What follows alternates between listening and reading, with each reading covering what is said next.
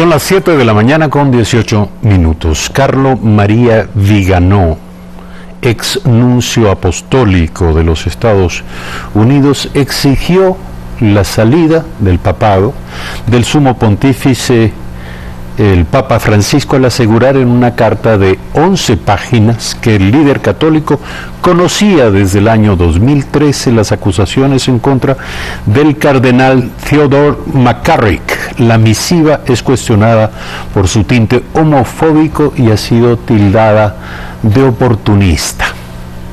Esto en todo caso es un capítulo más en una cadena de conmoción, resultado de todas las revelaciones sobre abuso sexual cometidas por miembros de la Iglesia Católica. El último capítulo se produce precisamente en Irlanda y tiene que ver con estas imágenes que queremos presentarles a continuación. Imágenes que han dado la vuelta al mundo, y ahí vemos la llegada del Papa a Irlanda. Las calles absolutamente desoladas. No es la imagen habitual de un Papa llegando a un país católico, no se diga Irlanda, evidentemente.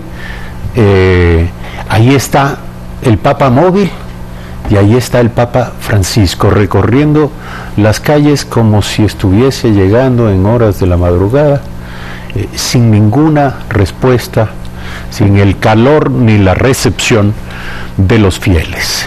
Estas son imágenes conmovedoras. ¿Qué está ocurriendo dentro de la Iglesia Católica? Fermín Sandoval es sacerdote, doctor en Teología Moral Fundamental en la Universidad del Norte de Italia, con sede en Milán, y es nuestro invitado en esta mañana para responder a esta pregunta. Muchísimas gracias por la invitación, un saludo muy cordial a todos los televidentes.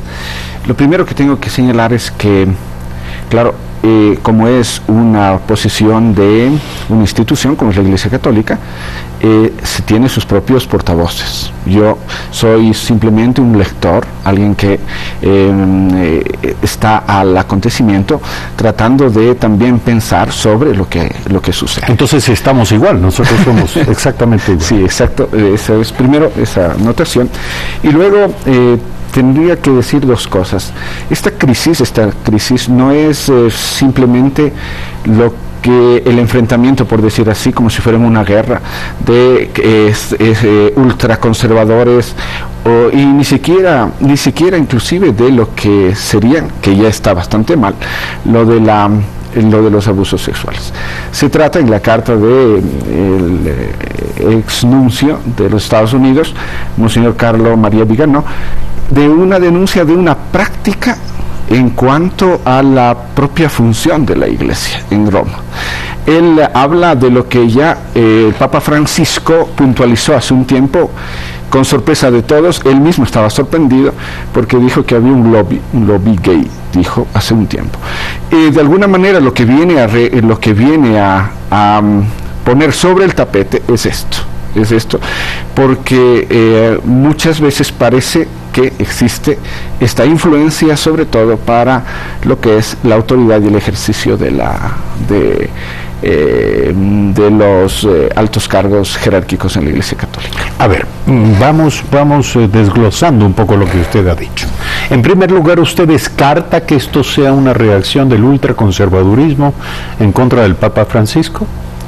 Bueno, yo creo que el Papa Francisco nos pide que recemos por él, y ciertamente creo que hace falta esa oración ahora mucho más. Las oportunidades de generar esta tensión entre la parte conservadora y la parte no conservadora, uno no se sabe, cuando comienza a estudiar la historia, por ejemplo en el Vaticano II, es donde que de alguna manera aparecen mucho más fuertes estas dos tendencias. Una que trata de mantener más bien en prácticas, mientras que la otra va a buscar lo que será el encuentro con la modernidad, el encuentro con la sociedad contemporánea. Es decir, ambas corrientes existen y están en pugna en este momento en torno a este caso. Un amigo me escribió ayer y me dice si se trata de una guerra casi, y inclusive he visto en algunas publicaciones que hizo una guerra civil dentro de la Iglesia. Pero en este caso tal vez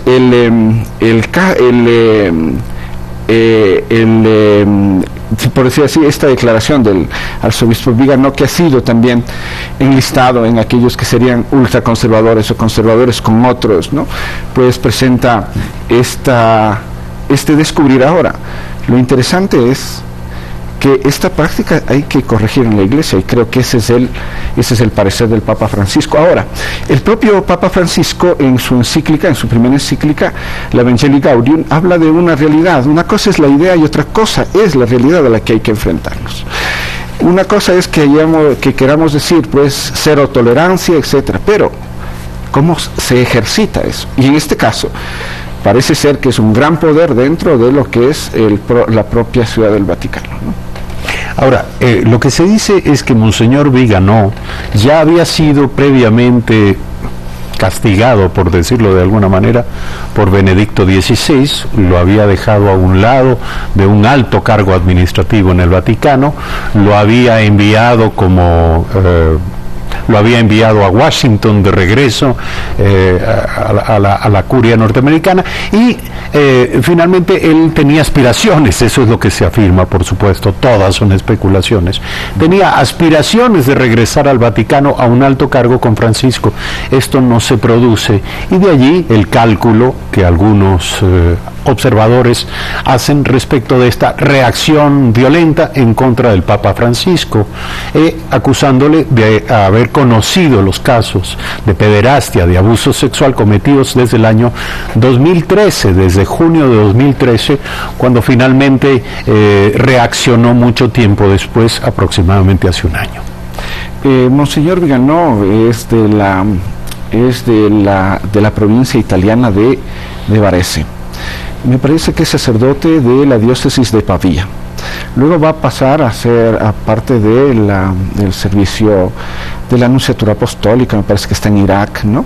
Después regresa a trabajar en Roma, y de Roma, efectivamente, cuando se escuchaba ya todo lo que era el otro escándalo de los Vatican Leaks, pues ahí después es nombrado nuncio apostólico de los Estados Unidos. Ahora, es norteamericano. ¿Perdón? Es norteamericano, es de nacionalidad norteamericana. Es italiano, es del norte. Varese es una provincia del norte de Italia. Entonces, y es sacerdote también en una diócesis italiana. Él estuvo como nuncio apostólico en los Estados Unidos. Se dice que pertenece a una familia norteamericana de origen italiano muy acaudalada, además. Bueno, hasta donde yo he leído, no hay algunas cosas a que lo presentan. Bueno, la primera es ultraconservador o conservador. Y luego hablan de esto. El norte de Italia tendrá un desarrollo económico bastante interesante, sobre todo con la industria. Todo lo que es, por ejemplo, ciudades como puede ser Galarate, Busto Arsizio y Varese mismo, tienen un desarrollo de la industria, de la cual las familias crecen económicamente. No es de sorprenderse que Monseñor Vigano venga de una de esas familias. Ahora, he leído también que hay un juicio de su hermano y etcétera, ¿no? Que él va a mantener el lugar de residencia en el Vaticano cuando debió haberse cambiado de domicilio, de residencia. O sea, lo que le quiero preguntar es, ¿todas estas interioridades son las que están marcando el comportamiento público de los actores? ¿O detrás de esto hay verdaderamente el choque de dos grandes concepciones antagónicas respecto del rumbo de la Iglesia? Que hay dos choques antagónicos, me parece que eso es claro. Indiscutible. Es indiscutible. Inclusive, claro, si uno abre las redes sociales, los medios de comunicación, se puede encontrar eso. Ahora, y además hay otra cosa que hay que decir. Convendría que estén presentes, como en toda sociedad. Ahora, lo que está mal es lo que en toda sociedad está mal, el juego sucio. Por ejemplo, que haya un grupito que se haya encargado de mantener un poder, y esta es la denuncia precisamente. O sea, un grupito que se ha dedicado, al margen de ser conservadores, o sea, es un grupo, en este caso, la denuncia contra el cardenal de Washington, que fue depuesto ya por Benedicto XVI, después por Papa Francisco, ¿no? Sí. Ahora, el que está ahí dice, bueno, estamos hablando de de algo que hay que corregir es la estructura de la iglesia. Eso es importantísimo, o sea, ahí está la base, o sea, al margen de que existen esas pugnas que yo creo que cada uno tiene una forma de pensar, ¿no? Ahora, si no se respeta esa forma de pensar, sí me parece mal. Si por ejemplo, lo vuelvo a decir, si es que se hace una red de, como se anunció al principio, una red de homosexuales que está dedicada a manejar un poco el poder eclesiástico, pues eso hay que cortarlo, ¿no? Ahora, yo le quiero consultar respecto de lo que se ha dicho en los llamados Vaticano Leaks. Sí. Todo esto tiene su origen allí. Allí están las pistas que nos permitan entender lo que está ocurriendo actualmente. Yo creo que hay mucho más, habrá mucho más atrás, ¿no? Porque de la prensa amarilla, cuando me parece que el secretario de Benedicto XVI entrega una información a un periodista y se construye todo un libro, en el que a propósito está también algo de nuestro país, ¿eh? Y uno ve, por ejemplo, cómo se maneja la información, ¿no es cierto? Claro, uno deja de pensar en esto, que podría ser una buena intención de parte de nosotros, por decir así, ya como eclesiásticos.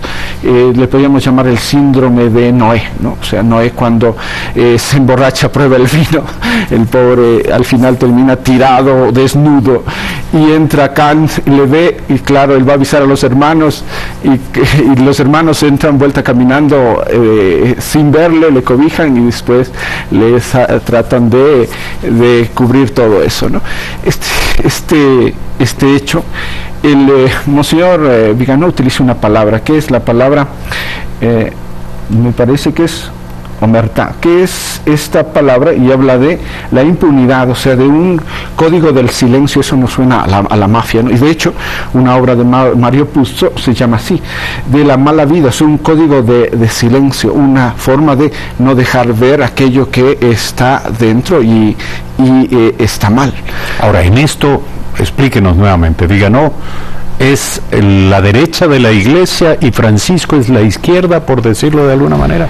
Cuando se presenta la candidatura del Papa Francisco, se le presenta como el Papa de la opción de la justicia social. Todavía lo recuerdo yo en ese momento de la elección, estuve allá, me llamó mucho la atención. El Papa Francisco en sus documentos nos envía a que renovemos muchas cosas, ¿eh? O sea, y eso efectivamente se ve sobre todo en un compromiso social, o sea, una fe que se haga vida directamente. ¿Y usted está de acuerdo en que Francisco es la cabeza visible de esta tendencia de renovación? Bueno, sí, yo creo que muchos esperamos que así sea, ¿no? Esperemos que vengan nuevos aires a nuestra iglesia ecuatoriana también, ¿no? O sea, ahora, ¿qué está ocurriendo? Permítame, para ir concluyendo este diálogo. ¿Qué ocurre entre los sacerdotes de la iglesia? Porque si esto impacta en la opinión pública mundial, ya vimos las imágenes de Irlanda y son sobrecogedoras. Un papa en el papamóvil transitando por calles vacías donde no hay ni un niño con una pequeña bandera saludándolo con un pañuelo blanco. Esta es el caso de una visita papal con un pueblo que le da la espalda de manera unánime a la Iglesia Católica. Si esto impacta en todo el mundo, yo le pregunto, ¿qué está pasando dentro de la Iglesia con sacerdotes como usted? Bueno, a ver, primeramente hay un compromiso que es personal. O sea, el hecho de que, por ejemplo, lo que dice Viganò ahí, ¿no? Que un cardenal de la Iglesia Católica vivía en el seminario, una cosa horrible, ¿no? Vivía en el seminario y compartía la cama, dice, ¿no? Una cosa absolutamente vergonzosa. Es un comportamiento personal. Ahora, ahí tiene el canon 1405, creo que es, que por ejemplo, no inhibe a la ley normal de un país para que juzgue a un alto prelado, ¿no? Y tiene que ser juzgado por Roma y ser castigado por Roma. Y eso, por ejemplo, habría que también llamar a un análisis de esto. El caso es que el abuso de poder es una de las cosas que tendríamos que preocuparnos, no solo los sacerdotes, sino los católicos, hacer una iglesia mucho más sinodal, como era la idea del Monseñor Carlo María Martini, ¿no? Que Esta, por ejemplo, viene a ser una bocanada de aire donde las personas sean consideradas con lo que piensan, con lo que sienten, con lo que viven, con lo que son. Mucho me temo que esto se pierde, ¿eh? Y muchas veces se mantiene todavía esa línea absolutamente vertical de Moisés, que viene con las tablas del Tabor, ¿no?, a mostrar la ley, y entonces, claro, tiene ahí toda una... Ahora, creo que el Espíritu Santo, que es la fuerza, donde el Papa Francisco ha puesto absolutamente una prioridad. O sea, la prioridad es del Espíritu Santo, de escuchar la palabra de Dios y ponerla en práctica. Ahora, esto nos convertiría en un encuentro fraterno, donde las cosas ciertamente tienen que existir, lo que significa la función episcopal, ¿no?, pero obviamente sin desconocer a la identidad de los sacerdotes, su modo de pensar, su cultura, ¿no? Ahora, esto como nunca, al menos de manera contemporánea, porque la Iglesia Católica ha pasado en su larga historia por algunos cismas, pero en lo contemporáneo esto pone a la Iglesia Católica, la enfrenta al gran reto de reconocer, decir la verdad y enfrentar las consecuencias. Durante su visita a Irlanda, el sumo pontífice fue acusado nuevamente por otros prelados en Irlanda de haber anulado las sanciones en contra del cardenal McCarrick, denunciado por abuso sexual. Una vez más, en Irlanda se le reclama por lo mismo, que es materia de la denuncia de Monseñor Viganò.